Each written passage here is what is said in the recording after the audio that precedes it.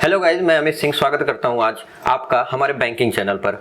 और कंटिन्यू में हमारा जो सेशन चल रहा है आरआरबी का, इसी को आज हम लोग आगे बढ़ाएंगे। डे 13 है हम लोग का। पूरा अभी तक मैथ रीजनिंग आपको कंटिन्यू मिलते जा रहा है, एक दिन मैथ एक दिन रीजनिंग। तो उम्मीद है कि आपको ये हेल्पफुल लग रहा होगा, सेशन आपके लिए अच्छा लग रहा होगा। इसी तरह के क्वेश्चंस आपको आरआरबी के प्रीलिम्स के एग्जाम में देखने के लिए मिलेंगे। ठीक है, तो क्वेश्चन काफी अच्छे अच्छे लेवल है। आज देखिएगा आपके पास यहाँ जो क्वेश्चन दिया गया है, सर्टेन नंबर का पजल है। ये पजल बनाने में टाइम लगता है, ठीक है, और ये पीओ में ही आएगा। क्लर्क में ये सर्टेन नंबर वाले जो पजल रहते हैं, सीटिंग अरेंजमेंट रहता है, ये नहीं आता है, जनरली नहीं आता। बट ऐसा नहीं है कि नहीं ही आएगा, बट जनरली नहीं आता है, क्योंकि क्या है ना कि इस तरह की सीटिंग अरेंजमेंट में नंबर ऑफ पर्सन का पता नहीं होता है।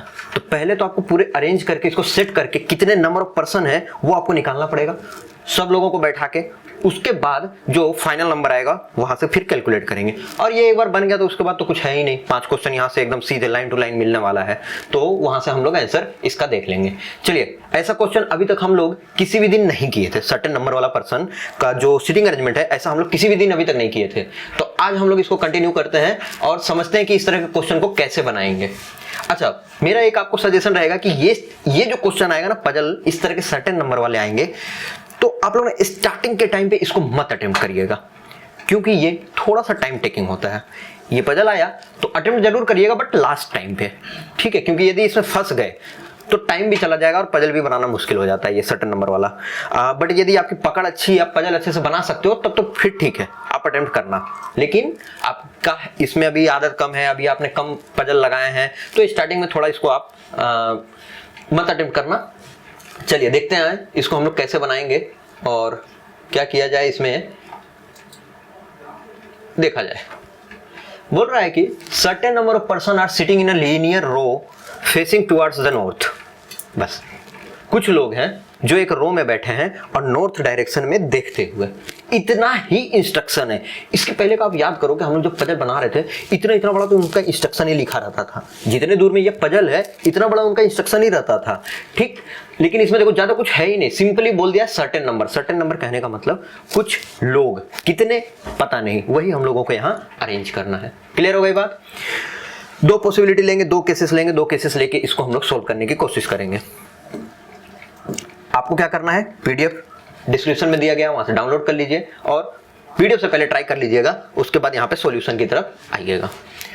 बोल रहा है कि Z sits 4th to right of A.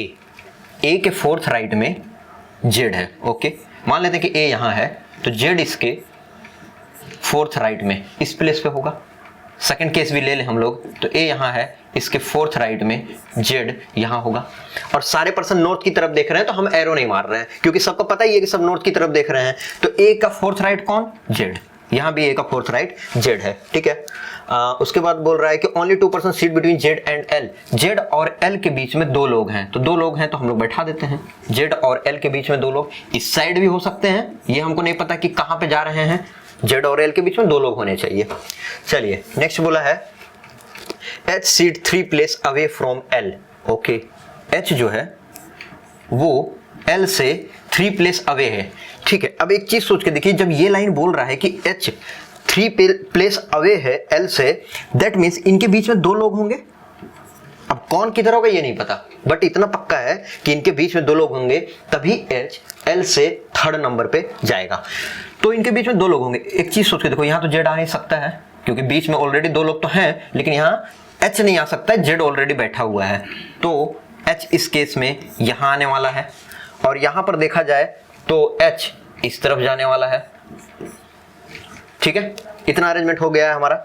Next क्या बोला है कि the number of person sitting between Z and H. Z और एच के बीच में जितने लोग बैठे हुए हैं is 1 more than the number of person seat between L and M.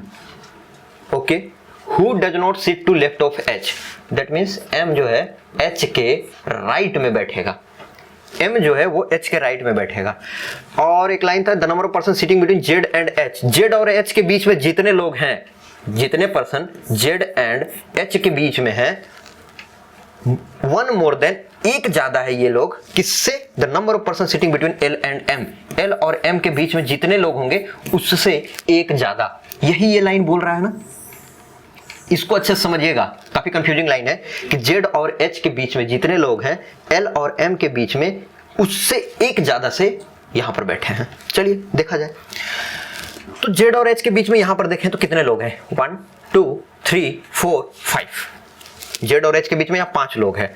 तो बोल रहा है कि एल और एम के बीच में कितने लोग होने चाहिए थे, 4 लोग। एल और एम के बीच में 4 लोग होने चाहिए थे, तभी तो ये 4 + 1 यहाँ 5 आ जाएगा। ठीक है, तो एल और एम के बीच में हम लोग 4 लोग बैठाते हैं।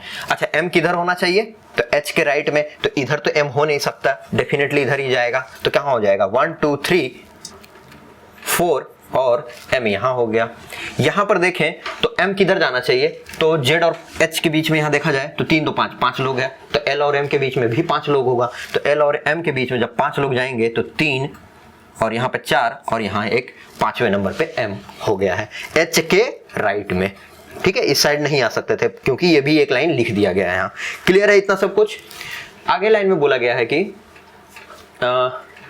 who does not sit, C sit third left of M। C जो है M से थर्ड लेफ्ट में है, तो M यहाँ पे है, तो 1 2 3 C यहाँ हो जाएगा।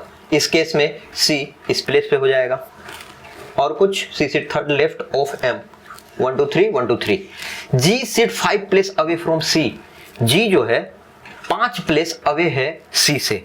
दैट मीन्स G और C के बीच में कितने लोग होंगे, सिर्फ और सिर्फ 4 लोग। 4 लोग होंगे, जैसे मान लो G यहाँ पर बैठा हुआ है तो 4 लोग बीच में होंगे, तभी तो C यहाँ आएगा और 5 प्लेस अवे हो जाएगा उससे। तो 5 प्लेस अवे में यहाँ पे देखें हम लोग तो 1 2 3 4 5। क्या यहाँ पे हम लोग बैठा पाएंगे G, नहीं बैठा पाएंगे, तो इस तरफ ही आएगा C से। तो 1 2 3 4 5 G यहाँ आ जाएगा। ठीक है, 1 2 3 4, ओके एक ज्यादा बढ़ गया। C sit third left, G seat 5 place away, 5 place away, that mean C और G के बीच में 4 लोग होने चाहिए थे। तो इस तरफ नहीं जा सकते थे बिकॉज 4 लोग के बाद H ऑलरेडी बैठा हुआ था। यहां पर आ जाए तो यहां पर देखें C और इस तरफ आ सकते हैं क्या, 1 2 3 4 5 नहीं आ पाएंगे, तो उधर ही जाना है। तो उधर जाएंगे तो कितना, 1 2 3 4 और यहाँ पे G हो जाएगा। ठीक है, और अगले लाइन में बोला है कि more than 1 person but less than 3 person sit to right of G। क्या मतलब हुआ इसका, इस लाइन का क्या मतलब हुआ, more than 1 person but less than 3 person sit to right of G। That means G के राइट में सिर्फ 2 लोग होंगे, 1 से ज्यादा 3 से कम, कितने हुए, 2 लोग। तो इसी लाइन को देखिए कितने लंबा करके लिख दिया है। चाहते तो बस इतना लिख सकता था कि G के राइट में 2 पर्सन बैठेंगे, बट नहीं, थोड़ा सा उसको लंबा करके लिख दिया कि मोर देन 1 पर्सन और लेस देन 3। ऑब्वियस सी बात है, 2 ही लोग होते हैं। ठीक है, तो G के राइट में 2 लोग होंगे। ओके, तो G के राइट में 2 पर्सन, यहां पर G के राइट में 2 पर्सन यहां मैंने दे दिया है। ठीक है, इसके बाद बोल रहा है कि the number of person sitting to right of G is 1 more than the number of person sitting to left of A। क्या मतलब हुआ इसका, कि G के राइट में जितने लोग हैं और A के लेफ्ट में जितने लोग हैं, G के राइट में जितने हैं वो 1 ज्यादा है A के लेफ्ट वाले से। यही लाइन बोल रहा है ये कि the number of person sitting to right of G, उतने लोग नंबर जो G के राइट में है वो 1 ज्यादा है A के लेफ्ट से। तो इधर A के लेफ्ट में कितने लोग हैं, 2 लोग हैं। G के इधर 2 लोग हैं, तो ये गलत हो जाएगा ना, ये केस गलत हो जाएगा। और यहां पर 1 लोग यदि हम बैठा दें A के लेफ्ट में, G के राइट में 2 लोग हैं, तो पूरा अरेंजमेंट क्या हुआ मेरा, तो पूरा अरेंजमेंट हो रहा है। हम यहाँ पे एक बार अच्छे से इसको क्लियर करके लिख दे रहे हैं, ठीक है, ताकि आपको विजिबल रहे बढ़िया से। तो पूरा ये तो केस गलत हो चुका है मेरा, ये केस सही है। ठीक है, पूरे अरेंजमेंट में है ये A 1 2 3 Z 1 2 L 1 C H, खाली गैप देके M, खाली गैप देके G और 2 ब्लैंक स्पेस। ठीक है, तो यही यहां पर है। इसको हम अब यहां पे मिटा देते हैं। पूरा काम यही था, आप लोग देख चुके होंगे, समझ चुके होंगे कि कैसे बनाते हैं। ठीक, तो इस तरह का क्वेश्चन ये हो गया हमारा सिटिंग अरेंजमेंट का पूरा इसका क्वेश्चन। अब बढ़े हम लोग अपना आगे, तो देखते हैं कि कैसे इसके 5 क्वेश्चन क्या क्या पूछा गया है उसमें। चलिए देखा जाए। अब ये आपसे बन गया तो बाकी तो कुछ है ही नहीं, बाकी तो कुछ है ही नहीं। सिंपली आपको क्या करना है कि इसका क्वेश्चंस अटेम्प्ट कर लेना है। चलिए नेक्स्ट देखा जाए कि क्या है क्वेश्चन भाई। तो क्वेश्चन है who among the following person sit second left of C. C के सेकंड लेफ्ट में कौन है? सी यहाँ पर है, इसका सेकंड लेफ्ट में कौन है? एल है। एल, तो क्या एल नाम दिया गया? नहीं दिया गया है। देखते हैं। बोला the one who sit immediate right of H. H के इमीडिएट राइट में कौन है? एल नहीं है तो नहीं होगा। The one who sit third right of Z. Z के थर्ड राइट में कौन है? 1 2 3 एल है। Yes, this one is the correct answer. तो एल इसका सही हो जाएगा जो कि जेड के थर्ड राइट में है। ऑप्शन नंबर बी इसका सही आंसर है।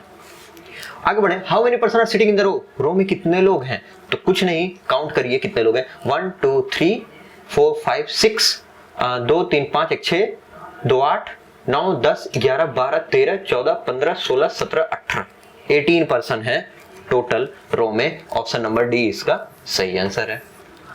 ठीक है, ऑप्शन डी इसका सही आंसर है। नेक्स्ट बोल रहा है what is the position of M from right end. M का पोजीशन क्या है? राइट एंड से 1 2 3 4 5 राइट एंड से एम 5 नंबर पे है, 5th। ऑप्शन डी इसका सही आंसर है। नेक्स्ट बढ़ा जाए। Who is the following person sit exactly between H and G. H और जी के एग्जैक्टली बीच में कौन है? तो एच और जी के एग्जैक्टली बीच में एम है, तो एम इसका सही आंसर हो जाएगा। ठीक है, एम मतलब ई। और लास्ट क्वेश्चन इस पजल का है कि which one of following statement true with respect to the final. A sit to right of H. देख के बताओ क्या ए एच के राइट में है? नहीं, ए जो है वो एच से लेफ्ट में है। ए जो है वो एच से लेफ्ट में है। Next, C sit immediate left of Z. C क्या इमीडिएट लेफ्ट है जेड के? नहीं, सी यहाँ है, जेड यहाँ इमीडिएट तो है ही नहीं है, तो ये भी गलत है। और थर्ड है ए सीट्स थर्ड लेफ्ट ऑफ सी। ए जो है थर्ड लेफ्ट है सी का, ना, ये भी गलत है। तो all are wrong. All are wrong that mean none of these statement is true, मतलब ऑप्शन ई इसका सही आंसर है। समझ में आई बात? क्लियर हो गया है इतना? देन आगे बढ़ते हैं हम लोग। आगे और क्या दिया? ओके, आज कोडिंग दी गई है। कोडिंग हम लोग फटाफट निकालेंगे और निकाल के उसका कर लेंगे डिकोड। तो पहले क्या करना है, सारे वर्ड फटाफट डिकोड करते हैं। सारे वर्ड जितना जल्दी आप डिकोड करोगे उतनी जल्दी हम लोगों को इसका आंसर मिल जाना है, क्योंकि 4-5 क्वेश्चन तो होगा यहाँ से। अच्छा, 4 क्वेश्चन है आज। ठीक है, एडुकेशन, गिव्स, बेस्ट और नॉलेज, ये 4 वर्ड है पहले लाइन में। तो पहले फटाफट खोजिए। एडुकेशन किसी और लाइन में है क्या? बुक्स, नहीं नहीं नहीं नहीं, एडुकेशन का कोड हमको नहीं मिलने वाला। गिव्स किसी और लाइन में है क्या? तो यहां पर देखें तो गिव्स हाँ एक लाइन में है, 3rd नंबर लाइन में और 1st नंबर लाइन में है। ठीक है, गिव्स दिया हुआ है। अच्छा, नॉलेज भी दोनों में दिया हुआ है, तो ना तो हम लोग गिव्स का बता सकेंगे ना नॉलेज का बता सकेंगे। तो एक काम करते हैं, रोक देते हैं। गिव्स और नॉलेज का ये तो पता कर सकते हैं कि क्या क्या हो सकता है। आरएस हो सकता है, WT। ठीक है, आरएस और WT में से कुछ एक तो हो ही जाएगा। तो अच्छा, एजुकेशन का नहीं बताया जा सकता है। ओके, बेस्ट का हाँ बताया जा सकता है, बिकॉज बेस्ट 1st लाइन में है और 2nd लाइन में है। तो क्या हो जाएगा बेस्ट का? यहां से देखा जाए तो LI, बेस्ट का हो जाएगा LI। तो क्या बच गया? MJ किसका हो जाएगा? एजुकेशन का। समझ में आया कैसे निकालनी है? इन दो का हम नहीं बता सकते हैं, बिकॉज यहाँ पे इनका क्लियरिफाई करके नहीं दिया गया है। फिर बुक्स आर बेस्ट सोर्स, तो अब हम लोग बुक्स का निकालेंगे, आर का निकालेंगे, बेस्ट का जरूरत नहीं है, सोर्सेस का निकाल लेंगे, बिकॉज इसका हम लोग पहले निकाल चुके हैं बेस्ट का। चलिए, बुक्स किसी और लाइन में है क्या? हाँ है। सोर्स भी है, तो 2nd लाइन और 4th लाइन में बुक्स और सोर्स दोनों कॉमन मिल रहा है। तो क्या क्या हो जाएगा? LO एंड JK हो जाएगा बुक्स और सोर्स का। आर का कोड क्या बच गया? तो आर का कोड बचा है यहाँ पे TY, और तो कुछ नहीं बच रहा है। आर का देखा जाए TY हो चुका है, yes, JK yes, LO yes, LI भी हो चुका है। तो आर का क्या होगा? TY। ठीक है, फिर नेक्स्ट लाइन में बोला नॉलेज पर्सन गिव्स इंफॉर्मेशन। तो नॉलेज का तो हम लोग निकाल चुके हैं, जरूरत नहीं है। और क्या है? गिव्स का भी निकाल चुके हैं, इसकी भी जरूरत नहीं है। बचा क्या? पर्सन और इंफॉर्मेशन। तो चलिए फटाफट निकाल लेते हैं पर्सन और इंफॉर्मेशन का। तो पर्सन और इंफॉर्मेशन का कोड देखा जाए तो यहाँ क्या दिया है? पर्सन और इंफॉर्मेशन क्या किसी और लाइन में है? नहीं है, तो इसका कोड भी हम लोग नहीं निकाल पाएंगे। तो एक तो निकल चुका है RS, RE and OP code हो गया हमारा पर्सन और इंफॉर्मेशन का। लास्ट में देखा जाए तो crime, books, invoke, source. Crime किसी लाइन में नहीं है तो निकालना पड़ेगा इसका अपने को। बुक्स का हो चुका है, इन्वोक भी निकालना होगा बिकॉज यहाँ पे इन्वोक भी अभी तक नहीं दिया हुआ है, और सोर्सेस का हम लोग को मिल चुका था पहले ही। तो बचा क्या क्या, क्राइम और इन्वोक। तो क्राइम और इन्वोक का यहाँ देखें तो एक नाम बचा है QW और नेक्स्ट एक बचा है GH। बाकी तो सारा हम लोग निकाल चुके हैं, JK LO, देखो यहाँ पे JK का भी निकल चुका है, LO का भी निकल चुका है, तो बचा क्या था, यही। तो ये दोनों हो जाएंगे आपस में वेरी कर रहा होगा, ठीक है। तो इस तरह से हम लोग सारा वर्ड का यहाँ डिकोड कर चुके हैं। अब हमारे पास सिर्फ बचा है इसको सोल्व करना। क्या क्या क्वेश्चन है देखिए। बुक्स, तो बुक्स का कोड क्या है, पढ़िए यहाँ पे। बुक्स आपको क्या कोड मिल रहा है यहाँ पे, बुक्स का देखा जाए तो LO भी हो सकता है, JK भी हो सकता है, LO एंड JK। तो LO एंड JK, तो JK भी हो सकता है, LO भी हो सकता है, दैट मीन्स कांट डिटरमाइन। आप इसको डिटरमाइन नहीं कर पाइएगा, तो सही आंसर हो जाएगा इसका ऑप्शन नंबर D। क्लियर है। आगे बोला है कोड एजुकेशन का क्या होगा, तो एजुकेशन का कोड देख लेते हैं। एजुकेशन का कोड MJ, एजुकेशन का MJ हम लोग इसका पहले निकाल ही रखे हैं, तो MJ का देखें तो C हो जाएगा, ठीक है। तो इसी तरह से आप सारा कोड डिकोड कर लीजिए, आराम से 1 मिनट के अंदर अंदर सारा आंसर निकल जाएगा। बेस्ट पर्सन, तो बेस्ट पर्सन का देखा जाए तो क्या कोड दिया है भाई, बेस्ट का तो नहीं दिया हुआ है, हाँ दिया है LI। बेस्ट का क्या है LI। पर्सन का कोड दिया हुआ है RE या OP। LI तो आंसर में आएगा ही आएगा, ठीक है, क्योंकि बेस्ट का कोड क्या है LI, और पर्सन का चाहिए जो कि RE भी हो सकता है, OP भी हो सकता है। तो LI RE LI OP देखा जाए तो क्या है, LI RE LI OP, दो ऑप्शन में B एंड C में, तो इसका सही आंसर हो जाएगा B and C। Option number D इसका सही आंसर है। क्लियर है इतना। और लास्ट क्वेश्चन इसका देख लिया जाए जो अपना कोडिंग है। Knowledge has power, knowledge has power is coded as this, ठीक है। तो यहाँ पर हम लोग को नॉलेज का देखो, तो यहाँ पे दिया गया था क्या नॉलेज का, यस नॉलेज का दिया गया था। RS हो सकता है या WT हो सकता है, नॉलेज का क्या क्या हो सकता है, RS या WT, बाकी हैज और पावर तो नहीं है। तो नॉलेज का दे रखा था RS या WT में से कुछ एक होता, ठीक है। तो यहाँ RS दे दिया है, तो RS तो अब नहीं होने वाला, तो ही गिव्स का क्या होगा, तो ही का हो जाएगा WT। यहां से हम लोग मैच करवाएं तो नॉलेज हो गया गिव्स, गिव्स का क्या हो जाएगा WT, ठीक है। तो गिव्स का हो गया WT, इसका WT हो जाएगा, और इसका हमको यहाँ पे नहीं मिलने वाला, तो WT MJ नहीं हो सकता है, WT UIS। क्यों, क्योंकि MJ किसी और का है ऑलरेडी, किसका है, तो MJ आप यहाँ देखोगे एजुकेशन का है, तो एजुकेशन का तो नहीं दे सकते ही के लिए उसका कोड। WT बचा सिर्फ गिव्स के लिए, और ही हमारा UI के लिए हो जाएगा, ठीक है। तो लास्ट क्वेश्चन देखा जाए क्या है, बोला है कि bowling is written as this one, then premium को कोड कैसे किया जाएगा। आसान है, बिल्कुल आसान है। क्या किया है, बॉलिंग BOWLING, बॉलिंग का कोड बोल रहा है कि WOBMGNI, सिंपल इसको क्रॉस करके लिख दिया है, देखिए G के लिए यहां लिख दिया है, हो गया। अब L को क्या किया है, जस्ट एक आगे बढ़ा के लिख दिया +1। तो सिमिलर काम हम लोग प्रीमियम में भी कर देंगे, प्रीमियम में भी सेम काम कर दिया जाए, आंसर आपका आराम से निकल आएगा। तो E का यहाँ R, यहाँ पे P, उसके बाद यहाँ पे देखा जाए तो M लिख सकते हैं, यहाँ पे I लिख सकते हैं, और यहाँ पे U लिख सकते हैं। तो A का यहाँ M का यहाँ क्या +1 करेंगे तो आएगा N। तो ERP NMUI, option number D इसका सही आंसर है। समझ में आ गई बात। तो इस तरह से हम लोग इसके क्वेश्चंस को सोल्व किए हैं। आज बिल्कुल ही अलग तरह का हम लोग का क्वेश्चन था, सारा क्वेश्चन आज बढ़िया था, ठीक है। तो फिर उम्मीद है कि आपको अच्छा लगा होगा, ये सेशन अच्छा लगा होगा, समझने में इसको आसानी हुई होगी। तो मिलते हैं आपसे नेक्स्ट सेशन में, तब तक आप अपनी पढ़ाई करिए और थैंक यू।